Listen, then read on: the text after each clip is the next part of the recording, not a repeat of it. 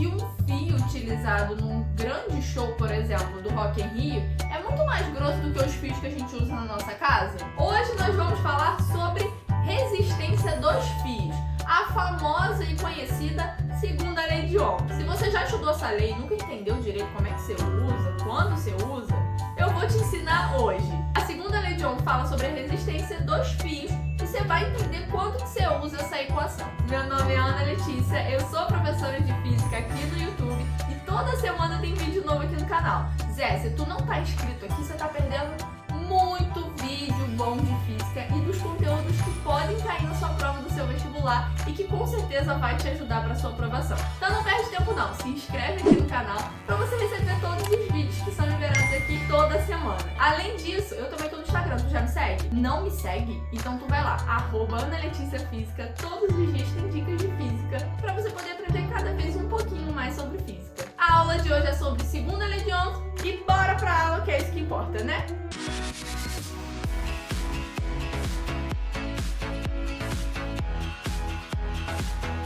Se você ainda não viu o vídeo sobre a primeira lei de Ohm, eu vou deixar aqui, e sobre corrente elétrica também, que afinal de contas você vai precisar saber a definição de corrente elétrica para entender a aula de hoje. Então se você ainda não assistiu o vídeo de corrente elétrica, vou deixar aqui em algum lugar, clica, assiste para você aprender sobre corrente elétrica, depois você volta aqui para entender a segunda lei de Ohm. Geralmente quando a gente vai ensinar a segunda lei de Ohm, dá uma travada na cabeça do aluno que ele não entende quando que ele vai usar cada equação. A segunda lei de Ohm fala sobre a resistência dos materiais, de uma forma específica sobre os fios. A maioria das questões de física considera a resistência dos fios desprezíveis, mas isso não significa que ela não existe. Existe, tanto que é essa resistência que define qual fio você tem que usar na instalação da sua casa, ou num grande show, ou num equipamento de laboratório. Dependendo da corrente elétrica que vai passar pelo circuito, o fio ele tem que ser feito de um material específico e com uma espessura e um comprimento específico. Isso está relacionado à segunda lei de Ohm.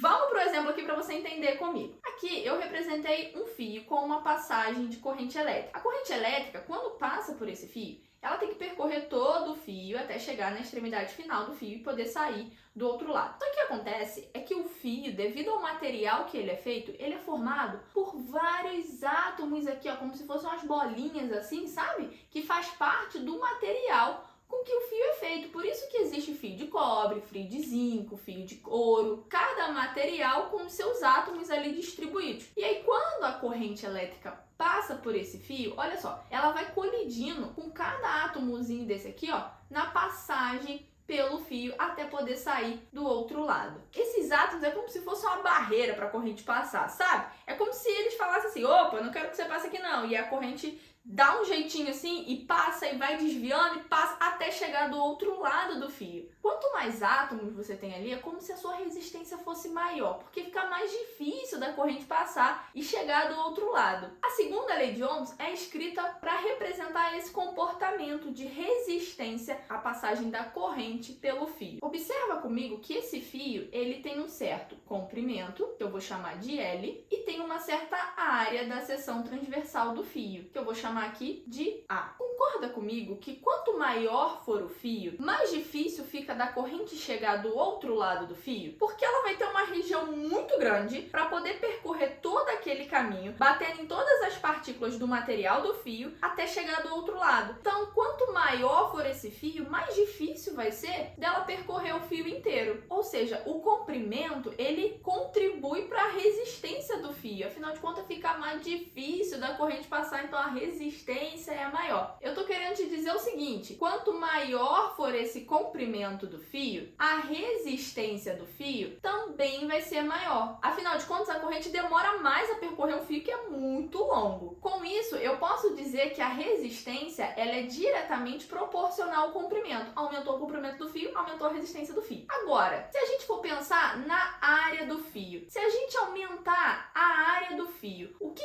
intuitivamente vai acontecer com a resistência? Se você for pensar na área do fio, a gente tem que pensar na área da seção transversal do fio. O que significa isso? É você ter um fio aqui, e aí tu pega o fio e corta ele. Então você fica só com essa região do fio. Concorda comigo que quanto mais grosso for esse fio, maior é o espaço para a corrente passar? Afinal de contas, ele é bem gordão, assim, bem grandão. Então a corrente vai passando livremente pelo fio. Ou seja, quase nenhuma resistência para ela passar. Ela vai ter espaço de sobra para percorrer aquele fio ali, ó, e andar tranquilamente. Mas se essa área for pequenininha, bom, se ele for bem pequenininho assim, ó, um fio bem miudinho, bem apertadinho, a corrente vai passar ali, ó, com muita resistência nela, vai ficar difícil para passar porque tá um espaço bem grudadinho assim, ó, e aí ela não consegue andar tranquilamente. Ou seja, se eu diminuir a área do fio, fica mais difícil a corrente passar. Então a resistência do fio é maior. Mas se eu aumentar a área do fio, fica muito espaço livre. Então a corrente passa devagarzinho. Consegue observar comigo que se eu diminuir a área, eu aumento a resistência. Se eu aumentar a área, eu vou diminuir a resistência. Então, quando a área aumenta, a resistência do fio vai diminuir. Eu posso dizer com isso, então, que a resistência ela vai ser inversamente proporcional à área. Observa comigo que se eu aumento a área aqui, esse resultado da resistência, ó, vai diminuir. Eles são inversamente proporcionais. É a partir dessas relações que nasce a segunda lei de Ohms. E deixa eu te contar uma coisa aqui. O Enem ama fazer relações com a segunda lei de Ohms. Ele quer saber se você entende que aumentando o comprimento, aumenta a resistência,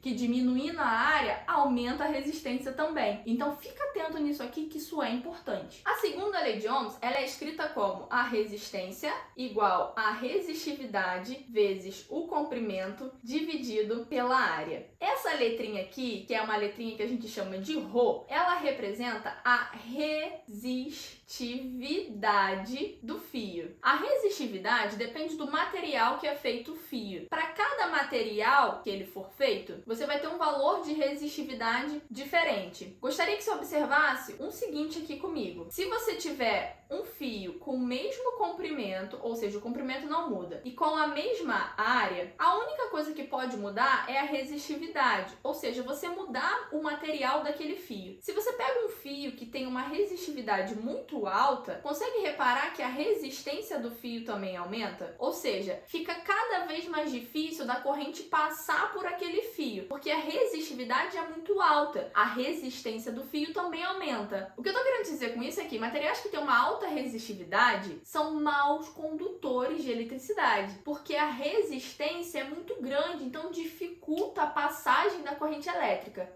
Agora, se a resistividade for baixa, a resistência do fio também vai ser baixa, então ele é um bom condutor de corrente elétrica, porque ele tem baixa resistividade. Isso é uma característica muito importante de você conseguir diferenciar materiais que são condutores e materiais que são isolantes. Materiais que são condutores, eles têm baixa resistividade, porque você não tem resistência nenhuma para a corrente passar. Ela passa facinho. Agora, materiais que são isolantes têm alta resistividade, porque eles resistem à passagem de corrente e não deixa a corrente passar de jeito nenhum. Por isso, eles são isolantes. E repara que esses dois casos você consegue observar com a segunda lei de Ohms. Para a gente finalizar aqui, eu vou fazer dois exemplos com vocês para a gente entender a proporção de comprimento e área relacionado à resistência de um fio. Então, por exemplo, eu tenho que a resistência é igual a resistividade vezes o comprimento dividido para a área. Se eu considero o mesmo fio, que tem o mesmo material, a resistividade não muda, beleza? E aí esse fio, ele também vai ter a mesma